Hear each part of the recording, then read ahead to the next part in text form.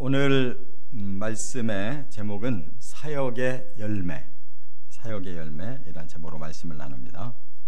오늘부터 한 주간 우리가 신앙 결실을 위한 특별 새벽 기도회를 갖게 되는데, 본문은 디모데 후서 1장과 2장 두 장을 가지고 주제를 신앙의 열매는 무엇인가 이렇게 정했습니다. 이미 두 번 이 새벽 기도에 앞서서 말씀을 나눴어요. 그런데 우리가 다시 한번 이 디모데 후서가 어떤 말씀인가를 좀 개략을 알면 이 말씀을 더 실감나게 깨달을 수가 있습니다. 디모데 후서는 사도 바울이 공인된 서신이 13편이 있는데 그 중에 마지막으로 쓴 서신이 바로 디모데 후서예요. 왜냐하면 사도 바울이 로마에서 감옥 생활을 2번 경험합니다. 예루살렘에서 붙잡혀가지고 로마까지 가서 첫 번 감옥 생활했고, 풀려나서 자유롭게 활동을 할 때 디모데 전서도 쓰고 디도서도 썼어요. 여기 디모데 후서까지 또 빌레몬서까지를 합해서 목회 서신이라고 하는 것은 그가 이제 마지막 사역들을 하면서 자기가 사랑하고 있는 후배들한테 서신 쓴 거, 그게 목회 서신인데 다시 붙잡히게 됩니다. 로마로 다시 호송이 돼가지고 거기서 마지막 감옥 생활 하다가 네로 황제 때 그 박해에 참수형을 당해서 죽어요. 그렇게 죽음을 기다리고 있으면서 마지막으로 디모데라고 하는 참 제자, 그에게 모든 걸 전수해 주기 위해서 서신을 썼는데, 이 디모데 후서의 이 말씀은 그냥 하나하나 조목조목 전부 사도 바울이 복음을 이제 실천하도록 디모데에게 썼기 때문에 아주 내용이 짧으면서도 깊은 이런 주제들을 담고 있어요. 그래서 제가 새벽 기도회에서 1절과 2절을 가지고 영적 정체성의 열매를 이미 상고했습니다. 그건 뭐냐면 바울도 그렇고 디모데도 그렇고 우리 모든 성도들은 영적 정체성을 가져야 된다는 거예요. 그 열매를 맺어야 된다 하는 거를 말씀을 나눴는데, 영적 정체성 4가지가 있어요. 신자는 그 첫 번째가 하나님의 뜻대로 살아야 된다는 거예요. 우리는 하나님 믿는 사람들이기 때문에. 두 번째가 생명의 약속을 받은 자라는 거예요. 우리는 이제 영원한 생명, 천국까지 가야 할 생명이 있는 사람이라는 거. 세 번째는 예수님의 일을 하는 사람이라는 거예요. 우리가 다 사명 받았는데 결국 예수님 우리에게 남겨주신 그 사명을 감당하는 것이고, 네 번째, 그것을 위해서 주신 신령한 능력이 있다는 겁니다. 우리에게는 하나님의 은혜와 긍휼과 평강이라는 놀라운 하나님 주신 능력이 있다 그랬어요. 이것만 제대로 가지고 있으면 우리는 주님 앞에 갈 때까지 제대로 정체성 있는 열매의 삶을 산다고 그랬어요. 그 다음에 3절부터 5절까지 거기는 디모데의 믿음을 칭찬하고 있어요.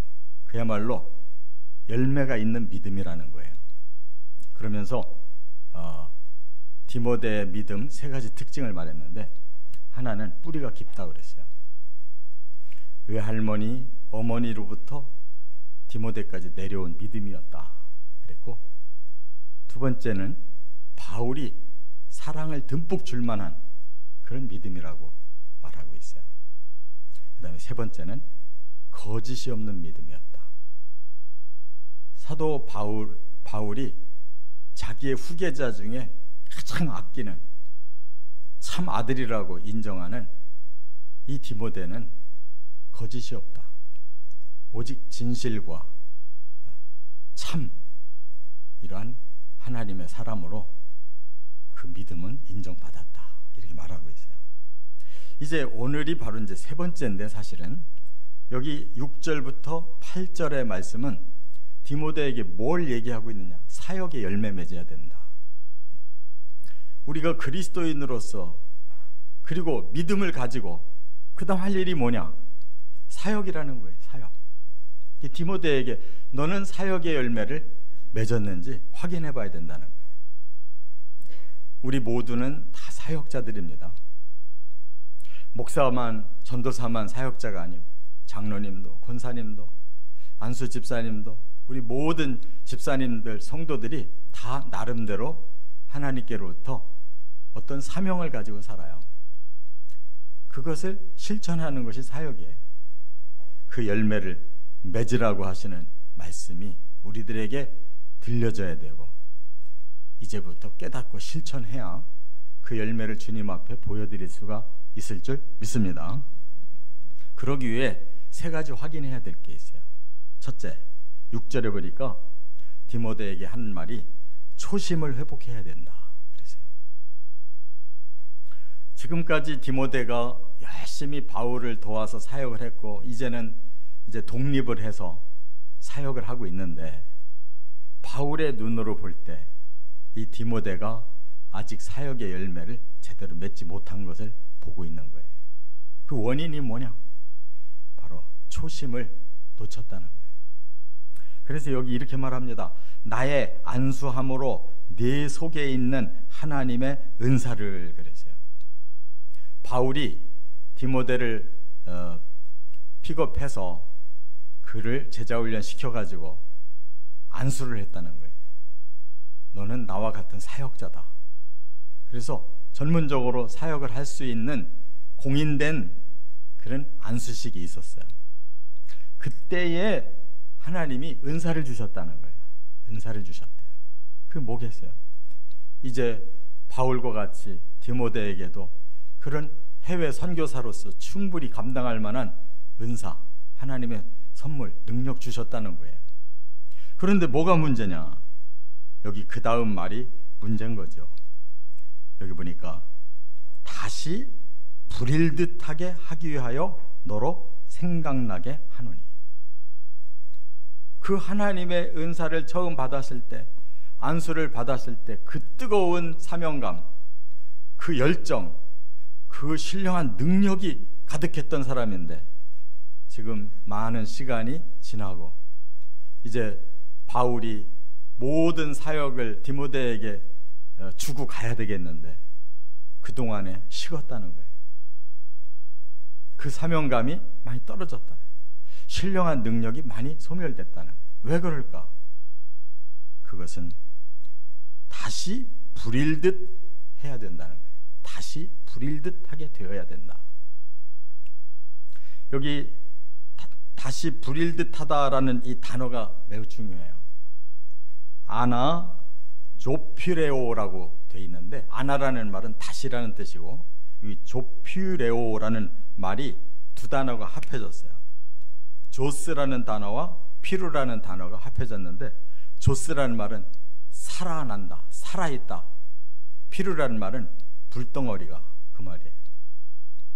우리 사역을 하는 사람들은 내 의지로, 내 기분으로 하는 게 아니라 하나님이 주신 명령과 하나님이 주신 능력 가지고 하는 겁니다. 이것이 신령한 불로 표현을 했어요. 우리가 불을 붙이면 얼마나 그 열기가 대단하고 그 화력이 얼마나 대단합니까? 그것을 가지고 하나님의 일을 하는 건데 이게 다 죽었다는 거예요. 그래서 다시 살려라. 뭐를? 그 불덩어리를, 그 맹렬한 불을 다시 살려라. 그거예요. 그러기 위해서 너로 생각나게 하노니 그랬어요. 그러면 뭐를 생각하라는 겁니까? 그 과거에 불이 붙어서 하나님이 주신 그 일에 막 열렬하게 하던 그 때를 생각하라 그 말이에요. 근데 이 생각은 추억이 아닙니다. 너 옛날 한번은 생각해봐. 옛날에 어땠는지 한번 생각해봐. 그는 회상에 불과하면 안 돼요. 그 말은 여기 생각나게 하다라는 말은 아나 밈네스코라고 그러는데 여기 아나라는 말도 다시예요. 다시 밈네스코 하라. 이 말은 우러나게 하라는 뜻이에요. 우러나게 하라. 다시 그 불을 받고 다시 그 영성이 살아있던 그때를 네 마음에서 리바이벌 시켜라. 다시 우러나게 만들어라. 그런 뜻이라 이 말이에요. 할렐루야. 하나님의 일은 이처럼 계속 부흥할 수가 있는 것입니다. 왜냐하면 하나님이 주신 것을 우리가 잠시 잊어버린 거고 소멸했을 뿐이지, 다시 하나님을 향해서 그 처음 마음, 처음 사명받았을 때, 그 직임을 처음 받았을 때를 돌아가서 우리의 마음에서 그걸 다시 우러나게 할 수가 있다 그 말이에요. 그러면 다시 살아나고 다시 뜨거워진다는 거, 이것이 사역의 열매를 맺을 수 있는 비결임을 꼭 믿으시 바랍니다. 우리가 지금 갓 은혜를 받은 분들은 뜨거울 거예요. 그러나 10년 전, 20년 전, 30년 전 직임을 받은 분들은 내가 과연 그때 직임 받았을 때 마음이 어땠었는가, 그게 다시 우러나야 돼요. 하나님은 영원하신 분입니다. 우리는 영원히 하나님과 동행할 사람들이에요. 계속 처음 마음을 다시 우러나게 하고 그 불을, 그 생명력을 다시 활성화시켜 나가시기를 바랍니다. 두 번째, 7절에 보면 성령을 모셔야 한다 이렇게 말씀했어요. 근데 우리 한글로 여기에 성령이라는 단어가 없어요. 이 번역에 상당한 문제가 있는 거예요. 원어에는 하나님이 성령을 이렇게 말씀하고 있어요. 근데 여기는 뭐라고 했는가 하면 하나님이 우리에게 주신 것은 그랬어요. 하늘과 땅 차이입니다. 하나님이 우리에게 주신 성령은 그런 뜻이에요. 원어를 봐야 돼요. 이 중요한 게 빠졌어요. 우리가 사역의 열매를 맺을 수 있는 주체가 성령이라는 거예요. 성령. 하나님 우리에게 이미 성령을 주셨다는 거예요. 그 성령이 내 안에 회복돼야, 성령이 내 안에 다시 모셔서 그 성령이 역사를 해야 그 다음 뭐가 이루어지는 거라는 거예요. 깨달아야 될 줄 믿습니다. 그렇기 때문에 다시 이 말씀이 풀어져야 돼요. 하나님이 우리에게 주신 성령은 두려워하는 마음이 아니다 그랬어요. 지금 어떻다는 거예요? 사역에 대해서 두려워하고 있다는 거예요. 디모데가 왜 두려워합니까? 자기가 그렇게 믿던 영의 아버지 바울은 지금 감옥에 들어앉아 있어요. 곧 죽을 것 같아요. 자기에게 그 모든 짐이 다 지금 돌아와 있어요. 두렵지 않겠습니까? 나는 바울같이 할 만큼 자신 없는데. 그런데 그 마음이 네 안에 성령께서 주시는 마음이겠느냐? 아니다. 그거는 다른 자가 줬다는 거예요. 어떤 자가 그걸 두려워하는 마음을 줬습니까? 바로 사탄이 주는 거예요. 하나님의 일을 하는 사람도 영이 공존합니다. 성령과 악령이. 내 영이 어느 쪽에 치우쳐지느냐에 따라서 그 영이 역사하는 거예요. 우리의 마음이 바로 성령을 모신 마음으로 성령께 집중하지 않으면 바로 악령이 우리의 마음에 틈타는 거예요. 야, 너 그거 감당할 수 있어? 너 그러다가 너까지도 붙잡혀서 죽는 거 아니야? 이쯤 해서 뒤로 물러나야지 되는 거 아니야? 이런 마음을 준다는 말이에요. 여기에서 두려워한다라는 말은 데일리아라고 그러는데, 이거는 겁나가지고 뒤로 물러나는 비겁한 뜻이에요. 비겁한. 디모데에게 성령이 내 마음에 비겁한 마음을 주셨겠느냐? 그냥 꿰뚫고 있는 거예요. 너 지금 뒤로 물러나려고 하는 거 아니야? 바로 우리 마음에 그런 마음들이 언제 들어왔는지 모르게 들어왔어요. 벌써 들어와가지고 우리가 얼마나 비겁한지 몰라요. 얼마나 겁내는지 몰라요. 얼마나 내 중심으로 생각하는지 몰라요. 왜? 내 안에 성령이 안 계시기 때문에 그래요. 성령이 나를 주장하고 계시다면 어떻게 감히 주님 앞에 비겁한 마음을 품겠냐고. 그래서 바울이 두려워하는 것이 아니고 그 다음에 성령이 주신 마음은 능력과 사랑과 절제다 그랬어요. 네 안에 이 세 가지가 있는지를 확인해봐라. 능력이 바로 dynamis라는 말이에요. 성령의 권능이라는 뜻이에요. 성령이 너에게 임하시면 권능을 받고 네 안에 그 권능이 있는지 확인해봐라. 성령이 내 안에 계시다면 너는 두려워하는 마음이 아니고 오히려 성령의 권능이 있을 거야. 그거 되살려야 된다는 거예요. 또 하나, 사랑. 이 사랑은 지금 아가페라고 그랬어요.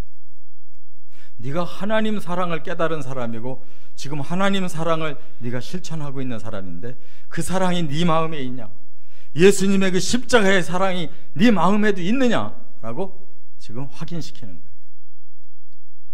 우리가 사역을 하다가 뒤로 물러날 때는 십자가 정신이 사라졌기 때문에 그런 거예요. 나 같은 죄인을 살려주신 예수님의 그 십자가가 또 다른 영혼에게 필요하다는 것을 뜨겁게 느끼고 있다면 결코 이렇게 뒤로 물러서지 않는다 이 말이에요. 또 하나가 절제라고 그랬는데 여기서 절제라는 말은 너의 마음을 네 자신이 통제할 수 있느냐. 네가 성령으로 충만하다면 너의 마음이 지금 다스려질 수 있는데 네 마음이 지금 다스려지고 있느냐 이렇게 묻고 있는 거예요. 다시 말하면 하나님의 말씀과 성령이 네 마음에 계시다면 너는 그분에게 복종할 수가 있다 그런 뜻이죠. 그런데 그렇지 않으면 네가 네 마음을 복종시킬 수가 없어. 왜? 사탄이 더 강하게 들어와서 겁나고 돌아서고 싶고 이런데 어떻게 네가 사역의 열매를 맺을 수 있겠느냐. 정말 우리들에게 깊이 하나님이 타치해 주시는 이 말씀 앞에 우리가 그렇습니다. 다시 한번 내 안에 성령을 모시고 다시 성령의 권능과 예수의 십자가의 사랑과 그것으로 인해 내 자신을 주님 앞에 드린 그 복종하는 마음이 다시 살아나야 될 줄 믿습니다. 끝으로 세 번째 8절에 보니까 복음을 위해 고난을 받아야 한다라고 강력하게 고난을 달게 받으라고 명령하고 있어요. 지금 바울은 자기가 이렇게 말합니다. 나는 예수님 증언하다가 지금 감옥에 갇혀 있다. 바울이 무슨 다른 범죄를 저지른 것이 없습니다. 바울처럼 그렇게 훌륭한 사람이 없어요. 그런데 왜 지금 로마의 감옥에 갇혀 있느냐? 예수 증언했다는 이유로.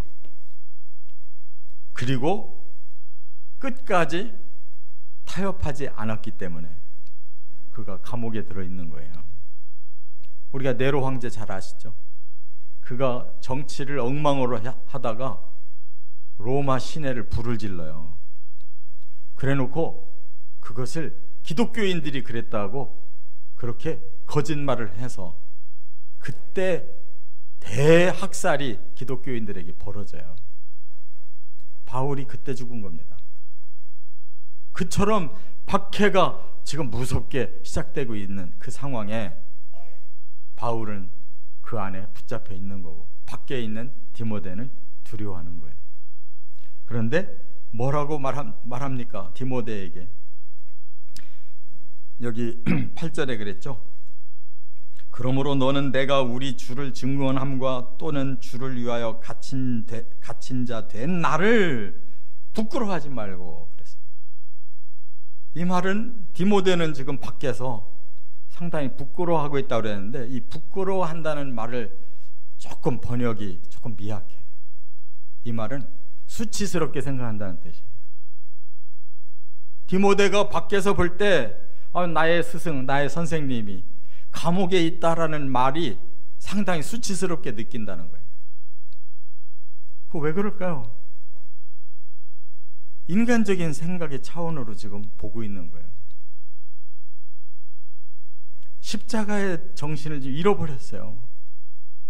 예수님은 의로우신 하나님이신데 죄인들을 위해 십자가형까지 받으셨는데 사도 바울은 그 의로운 복음을 전하다가 감옥에 들어 앉아 있는데 그것이 수치스럽게 느껴진다면 예수의 십자가도 똑같이 느낄 거 아니에요. 지금 디모데가 그런 마음으로 사역할 수 있겠습니까? 이게 바로 문제예요. 왜 예수 믿는데 이런 고난이 오는가? 이것은 뭔가 문제가 있다라고 생각하는 거예요. 여러분, 그것은 문제가 아니라 오히려 고난을 받는 것이 더 합당한 일이라고 지금 말하고 있는 거예요. 그렇기 때문에 바울은 이렇게 말합니다. 그래서 너는 부끄러워하지 말고 오직 하나님의 능력을 따라 복음과 함께 고난을 받아라 그랬어요. 하나님이 너에게 능력 주신 것은 복음 전하라는 것인데 그 복음 자체가 바로 고난이라는 거예요. 그 복음의 핵심은 십자가라고 하는 고난이 전제되어 있는 거예요. 예수만 십자가 진 게 아니라 그 십자가를 전하는 제자들도 똑같이 십자가를 지고 따라가야지 그 복음이 살아난다는 거예요. 그래서 바울도 결국 그 십자가를 위해서 참수형을 당했고, 베드로도 결국 십자가를 위해서 자기는 십자가를 예수님처럼 지기도 죄송하다고 거꾸로 매달려 죽은 것이 바로 그 제자들이에요. 그 십자가에 함께 고난받고 죽었기 때문에 그 복음은 성령의 역사로 2000년 동안 세계 복음화가 이루어진 줄 믿으시기 바랍니다. 디모데 같이 부끄러워하고 뒤로 물러서 있었다면 그 복음은 전해지지 않았을 거예요. 사도 바울이 강력하게 이 사역의 열매 맺으려면 너는 복음과 함께 당연한 그 고난을 받아야 될 이 복음과 함께 너도 고난을 달게 받아라고 말했고, 거기에 순종했기 때문에 이 복음이 여기까지 온 것이다 그 말이에요.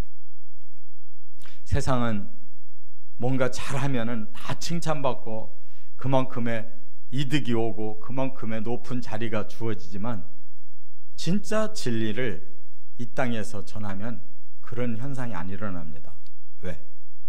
거짓의 세상이기 때문에 그래요. 진짜 진리를 전하고 진짜 의롭고 거룩하고 선하게 살면 세상은 그런 것을 주지 않습니다. 오히려 자기들과 다르게 사는 것을 싫어해서 이렇게 고난을 주고 박해를 하는 거예요. 그걸 우리는 당연하게 여기고 오히려 하나님의 사람이기 때문에 이러한 불의한 자들에게 의인이 고난당하고 악한 자에게 선한 자가 고난당하고 또 부정한 자들에게 바로 거룩한 자들은 고난이 있다라는 이 역설적인 진리를 깨닫고 감당해 내야 된다는 말씀, 저와 여러분이 진정한 사역의 열매를 맺을 수 있도록 이것을 감당해 내시기를 주의 이름으로 축원합니다.